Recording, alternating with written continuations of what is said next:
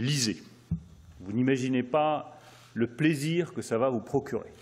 Je le dis avec beaucoup de conviction parce que j'ai moi-même des enfants, j'en ai un qui est lycéen, et c'est devenu un combat la lecture. Et je veux juste dire à tous ceux qui nous écoutent que ce combat, nous le menons avec Marc Ledré-Lacharrière, avec Luce Perrault, avec Éric Reynard qui est présent, avec tous les journalistes qui sont présents ici et qui écrivent.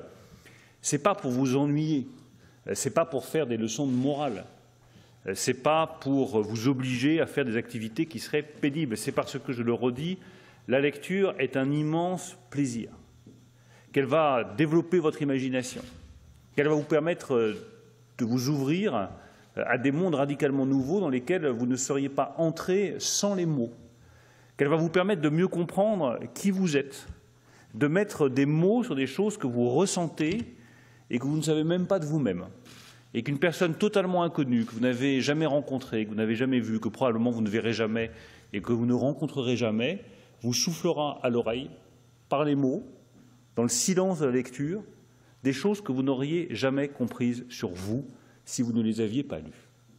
On apprend plus sur son désir d'aventure en lisant Robinson Crusoe qu'en partant au voyage.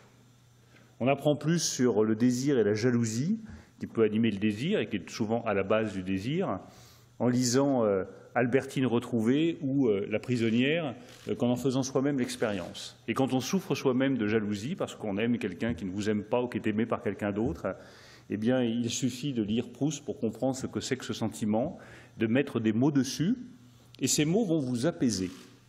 Ces mots vont vous apaiser parce que vont vous faire comprendre que vous faites partie d'une collectivité qui ressent les mêmes choses et que vous n'êtes pas tout seul. Et c'est ça la singularité de la lecture. C'est que c'est une activité solitaire qui vous ouvre au reste du monde. Vous êtes seul et vous n'êtes jamais autant avec tous les autres que lorsque vous lisez un livre. Donc je le redis à tous ceux qui nous écoutent, à tous les jeunes qui nous écoutent, lisez, arrachez-vous aux écrans. Arrachez-vous aux écrans. Les écrans vous dévorent, la lecture vous nourrit.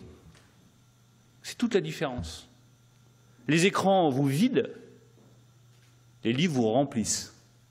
C'est toute la différence. Alors évidemment que c'est un combat parce que l'écran, c'est la facilité, on est capté, l'attention est captée. Puis en plus, ils sont tellement bien organisés, ça fera le lien avec les GAFA, qui savent vous donner, exactement comme on le fait pour les rats, des petits stimuli nerveux, toutes les 5 secondes, toutes les 10 secondes, qui vous obligent à continuer à rester scotché à votre écran. Mais malheureusement, ce n'est pas ça qui vous permettra de développer votre liberté. Et je termine par là parce que c'est aussi une conviction très forte chez moi. La littérature est une arme de liberté. Et les écrans, trop souvent, peuvent devenir, pas toujours, je ne parle pas des écrans de cinéma, je parle des écrans des géants du digital, peuvent devenir des instruments d'asservissement.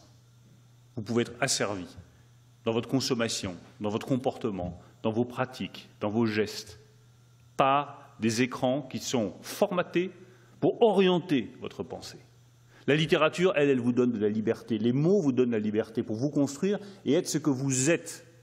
Je le dis à toutes les lycéennes et tous les lycéens qui nous écoutent, vous êtes chacun unique. Chacun. Eh bien, la littérature vous permettra, et les livres vous permettront de découvrir à quel point vous êtes unique et à quel point vous ne ressemblez à personne d'autre.